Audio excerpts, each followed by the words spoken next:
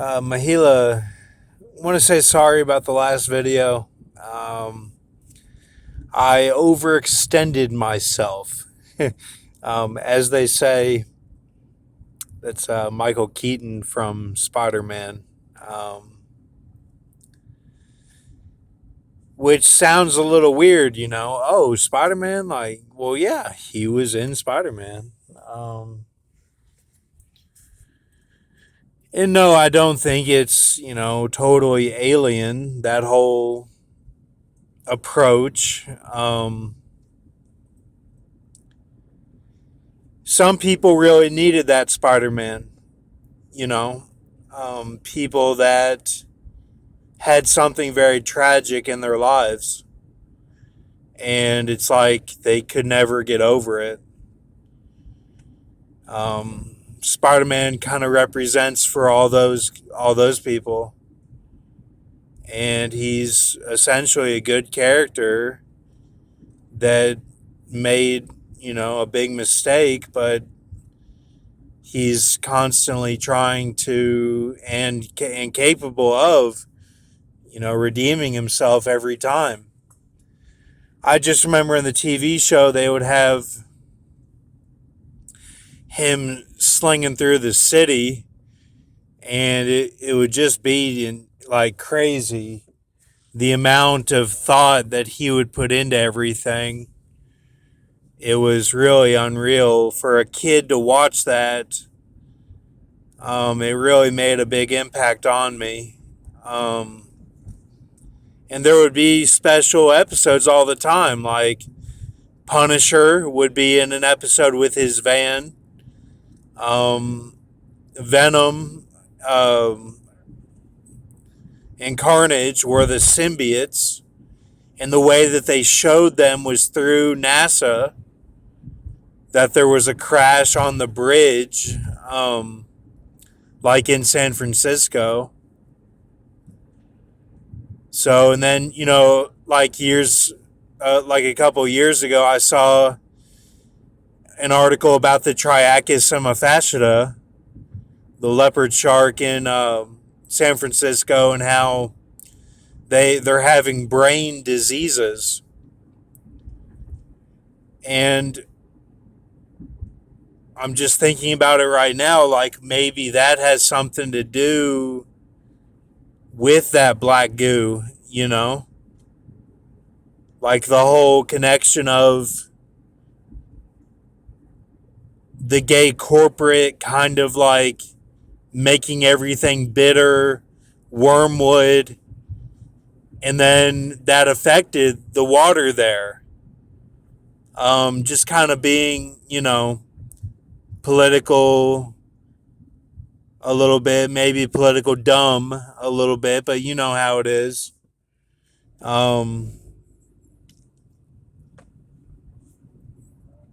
like labeling, but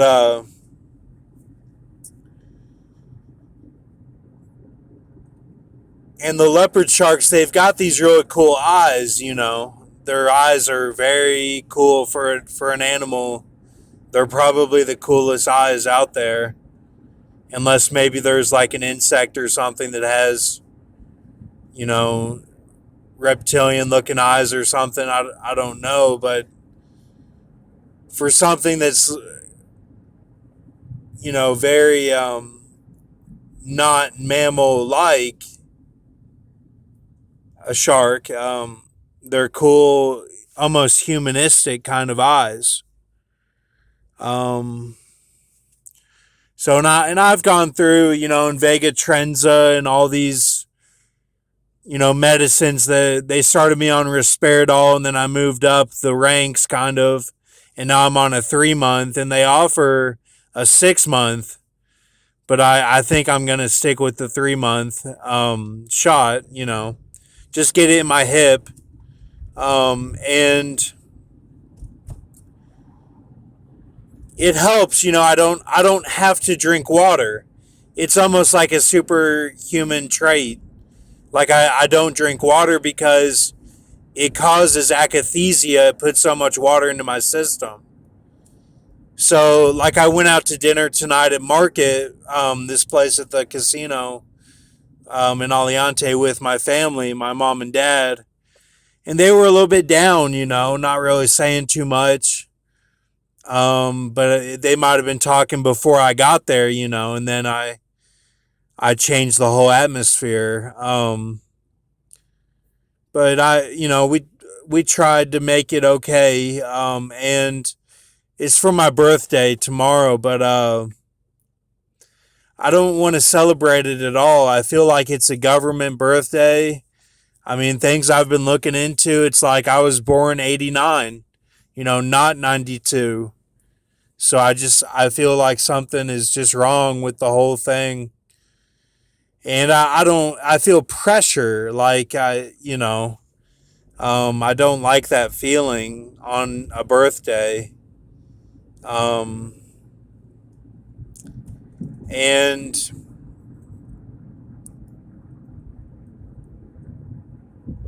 yeah, my dad asked me, he's like, don't you drink water? Like, why don't you drink water? Because I got a Mountain Dew. And it's like, no, I've told you this many times. Like the shot, like it puts so much water in my system that I don't have to drink water. Like I'd be okay if I never drank water. Like that's just how it is. And when I got pushed out of California, I had kind of wrecked my car a little bit.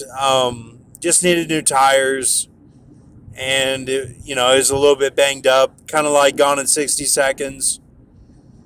But I was in this car with like the tow man who worked at the car shop, and he at one point took off his glasses, like he raised his glasses up so I could see his eyes, and he said that his drink was fruit punch, and it wasn't, you know, it wasn't regular water. And I think that he knew that I was kind of tripping on that stuff. I didn't say anything, for him to say something like that. He just said it on his own. And that was very, telling. Kind of an older guy with he might have had a mustache.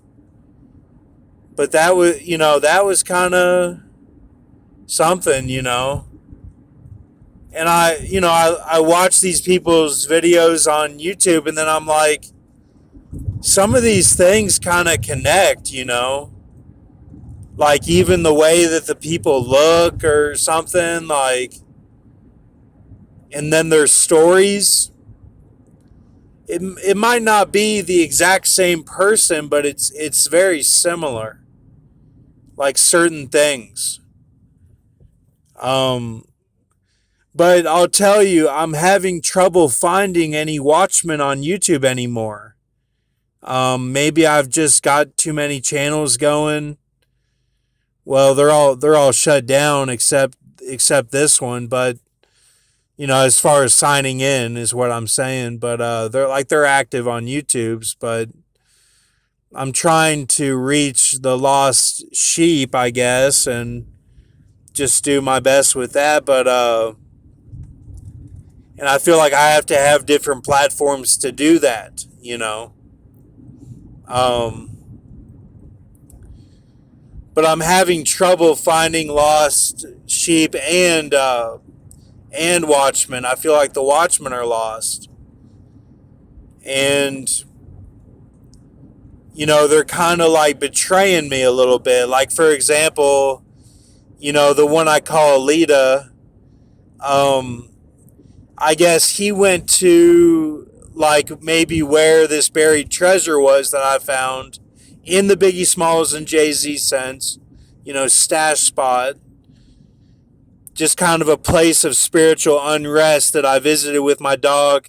My dog shat there and I left. That's all that happened. But I remembered the address.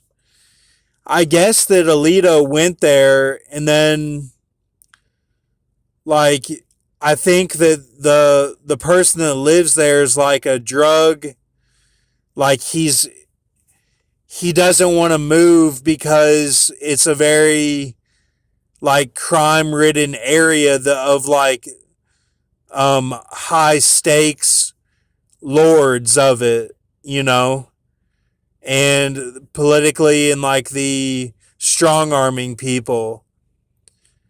So then like that non-Sahara happened, and I'm like the first video on this channel, and like God really helped me, and I just want to give glory to God. Like, if you doubt God, take it from me, man. Like like, if I'm in trouble, like I don't, like sometimes I feel like I don't get any help.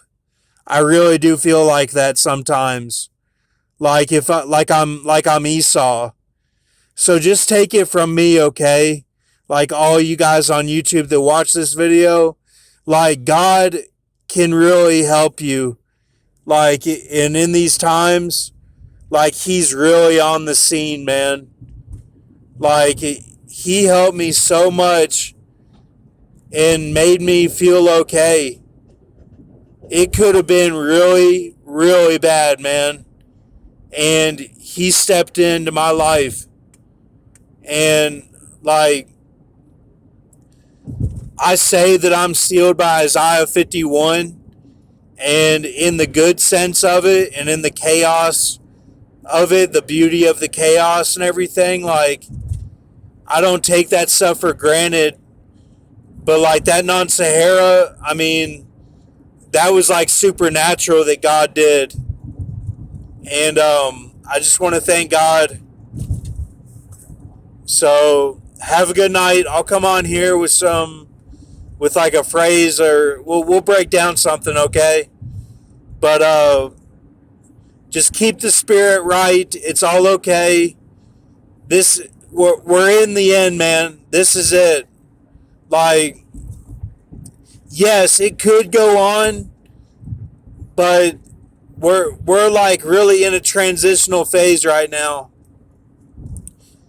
And for a lot of people, this will be it, because this is a high springs time.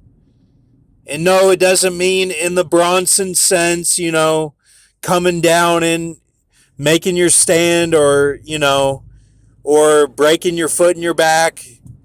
I don't really mean like that. I mean in the mercies. But you know what else? I don't mean it in the mercies that it says in Psalm 110. I don't mean it in that sense. Because when I read that, I feel like that's a curse because of what David said in the previous psalm. And you may think different, but there's a movie called Priest,